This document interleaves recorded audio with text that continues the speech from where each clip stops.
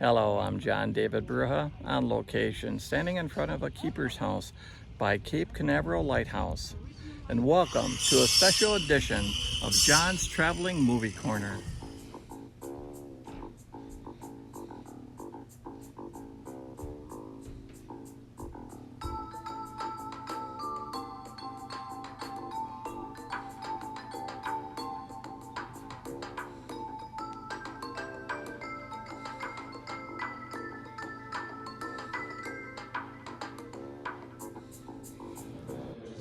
Hello and welcome to episode 2. I'm John David Bruja on location in Cape Canaveral, standing in Hangar C directly across from Cape Canaveral Lighthouse.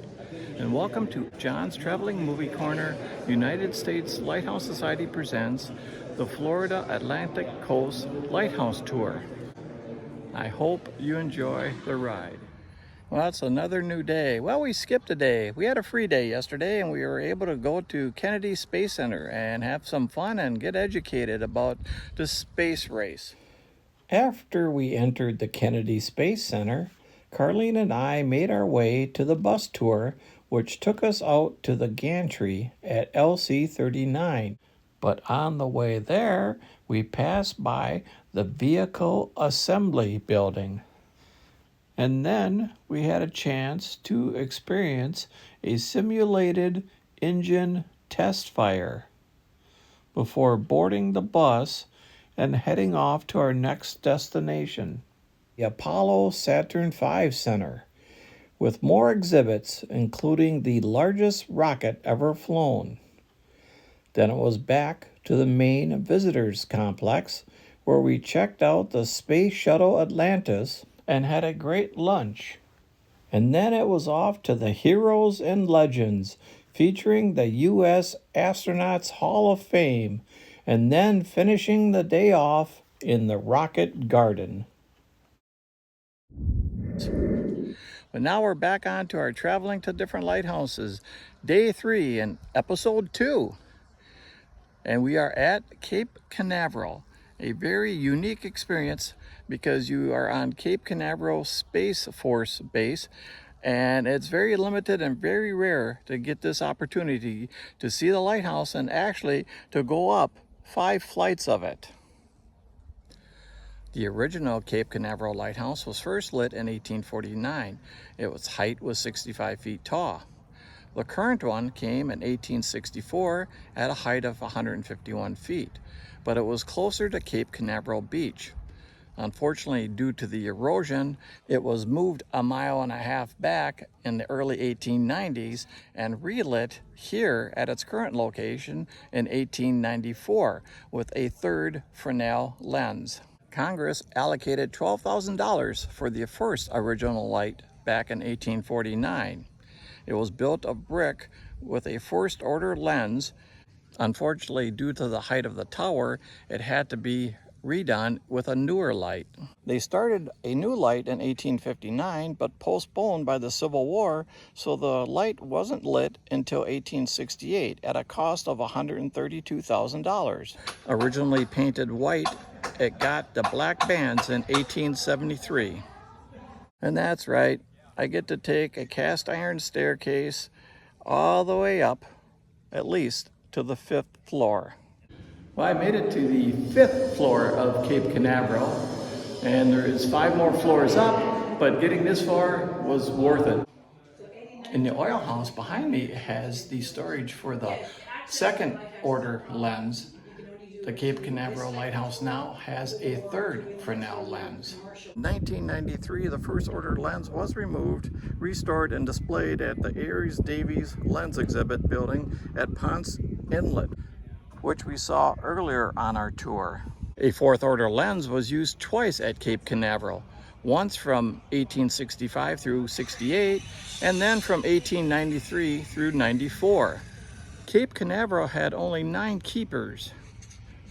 In 1939, the Coast Guard took over Cape Canaveral. The last keeper left in 1941, but Cape Canaveral is still a working lighthouse. Cape Canaveral was automated in 1967, and the keeper's house was demolished later that year. The Air Force became a new owner of the lighthouse in 2000. The Space Force took over in 2020. Cape Canaveral Lighthouse is owned by the U.S. Space Force and maintained by the U.S. Coast Guard as an active aid to navigation. The beacon in the lantern room was relit in 2007. And behind me is one of the 3 keepers buildings that they have already constructed. 2 more hopefully will be done in the near future. If you get a chance, across from Cape Canaveral Lighthouse is Hangar C. It is the oldest missile assembly building on Cape Canaveral Space Force Station. Built in 1953, the missile assembly production ended in 1994. Now it's where they have over 30 exhibits that you have a chance that you can check out, including the Apollo and Gemini capsules, the Redstone short-range ballistic missile, the Quail, Pershing II, and so much more to see. We even had a chance to go into Complex 26 and see where the Americans started the first flight into space on Pad A and Pad B, and the Astro Chimps and the Monkey Knots, and Explorer 1. In fact, inside this historical building, we even got a chance to sit behind the controls in the firing room A and firing room B and see how over 30 people took care of the first manned flights in space. And that's right, there's even an I Dream of Jeannie display inside. We left the complex and saw outside the original copper lantern room for the Cape Canaveral Lighthouse. In the next building we went into, Exhibit Hall, we got to see more artifacts about space travel, including the first successful fueled rocket.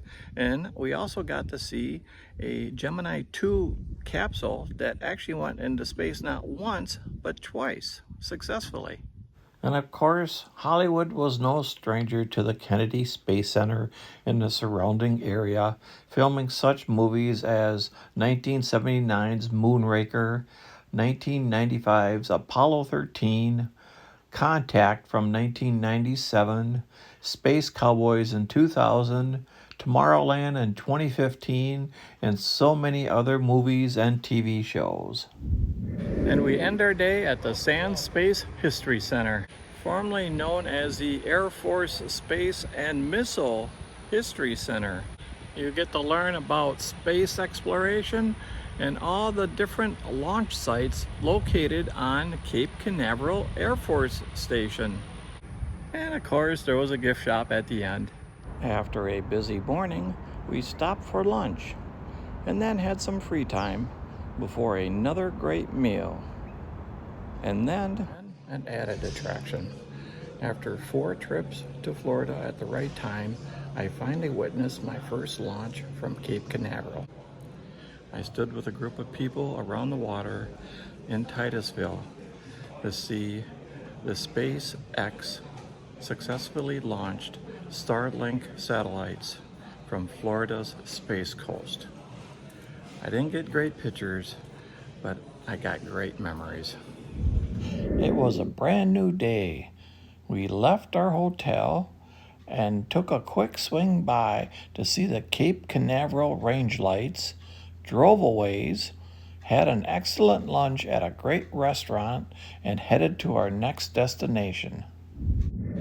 Well, we actually made it to our lighthouse of the day, our only lighthouse, Jupiter Inlet Lighthouse, which was established in 1860 at a height of 105 feet tall. We are walking up to Jupiter Inlet Lighthouse and we'll be climbing the 105 steps to the lantern room. $35,000 was appropriated from Congress to build the lighthouse in this location. It ended up costing over $60,000. All construction material would have to be brought down the Indian River because the storm closed the inlet. Work started in 1855, but delayed by the Third Seminole War and started again in 1859. Finally, in July of 1860, the light was lit and an oil house and keeper's house was all completed. James Armour was a lighthouse keeper here at Jupiter Inlet for 40 years. The light was dismantled and stayed there unlit during the Civil War and was relit in June of 1866. From 1860 through 1939, 70 different lighthouse keepers were in fact working here, and at one point 3 keepers served at one time. It was automated in 1987, and ownership went to the Bureau of Land Management in 2019. It is still an active public aid to navigation. The Lighthouse Museum opened in 1973, and the Luxotee River Historical Society opened the museum and served as modern keepers of the Jupiter Lighthouse. The original first order lens was the only one of 13 still in use at this lighthouse, and it stayed here until 1915. The base circumference of the lighthouse is 65 feet. It was painted red in 1910, and 1999 through 2000 there was a major restoration. Behind me is the Keeper's Workshop, which was built in 1929. The banyan tree behind me was planted in 1931, and as you can see, it is still alive and thriving. Yes, I am breathing heavily. It was 105 steps. That's a long way up to Jupiter Inlet Lighthouse. Along with the first order Fresnel lens that you got to see when you're up in the lantern room, when you walked out and looked around outside, you get a splendid view of the Loxahatchee River and the Intercoastal Waterway. The Jupiter Inlet Lighthouse was electrified in 1928. That was when a radio beacon had arrived. The Coast Guard watched over the lighthouse until 1987. The lantern room roof was replaced in 2017. Behind me is the Pioneer House, also known as the Tyndall House, which was built in 1892. Unfortunately, the kitchen and the porch were replicas. The rest of the house is still the original, including the wood floor. Now, you may not believe that I actually climbed this lighthouse, Jupiter Inlet, all 105 steps, but you know what? I have a certificate of authenticity that proves I climbed the lighthouse. Now, Carlene and I like to go on other adventures, especially before a major lighthouse tour. And we did it on this one too. 2-3 days before we go to Jacksonville and start our lighthouse tour in Florida, Carlene and I headed down to South Carolina, and our first stop was Charleston. We like to call these pit stops. And welcome to our first pit stop. I'm standing in front of Hunting Island Lighthouse, located in Hunting Island State Park near Beaufort, South Carolina. After we parked the car, we followed the path and reached the destination, Hunting Island Lighthouse. First constructed in 1859, but it's gone not because of the erosion of the land. It was blown up by the Confederate forces to complicate advances by the Union. The current lighthouse arrived, the one behind me, in 1875, at a height of 136 feet. The conical-shaped tower was deactivated in 1933. Unfortunately, the tower is no longer in use, but it did contain a second-order Fresnel lens. The keeper's dwelling behind me was pre-assembled and put together in 1875 and moved to this location in 1890, but unfortunately was destroyed by a fire in 1938. The Hunting Island Lighthouse is one of 8 existing lighthouses on the South Carolina coast. The Hunting Island Lighthouse is the only historic lighthouse in South Carolina that is officially open to the public for climbing. And unfortunately, climbing the tower is out of the question because, as you can see with the fence surrounding it, it's under renovation. But if you look closely, that is Hunting Island State Park and the lighthouse in the background during the Netflix series Outer Banks. Well, welcome to another pit stop. This time I'm standing in front of Hilton Head Rear Range Lighthouse. Located in the Leamington neighborhood of Palmetto Dunes Resort, the Hilton Head Rear Range Lighthouse is one of the few surviving lighthouses in South Carolina and the only historic lighthouse on Hilton Head Island. The cast iron lighthouse first arrived in 1879 at a height of 87 feet. It was first lit in 1880 and deactivated in 1932. They opened the lighthouse grounds to the public in 1985, and it contains 112 spiral steps to the top. In 2019, it went through an extensive renovation. And if you haven't noticed, it's located right smack dab in a golf course. Welcome to my next pit stop, Harbour Town Lighthouse in Hilton Head, South Carolina. Built in 1969, lit in 1970, stands at 93 feet in height. Well, I made it up the 114 steps to Hilton Head Harbour Town Lighthouse, and what a stunning view. A visit to Hilton Head Island, there is a red and white stripe lighthouse, which is unique in its own way. Even though it's a full light, once inside the museum-like structure, you will take in all the unique artifacts and enjoy the Coast Guard exhibit on your way up to the top and outside for panoramic views of the low country. And guess what? It's alongside of another golf course. I'm John David Bruja, on location, standing in front of the Jupiter Inlet Lighthouse in Florida.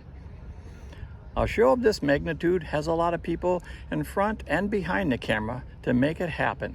And at this time, I would like to acknowledge them. And I would like to thank everyone involved at Cape Canaveral Space Force, and especially Michelle, Patricia, and the rest of the volunteers for the Cape Canaveral Lighthouse Association for allowing us onto the grounds and up inside Cape Canaveral Lighthouse. And I would like to thank Jack and JR from the Cape Canaveral Space Force Museum volunteers for all their knowledgeable information in each building at the Launch Complex 26. I would like to thank the volunteers and staff, including Josh, John, and Betty, for allowing us up to, inside, and all the way up to the tower and out of the Jupiter Inlet Lighthouse. Thanks for tuning in. I hope you enjoyed the show.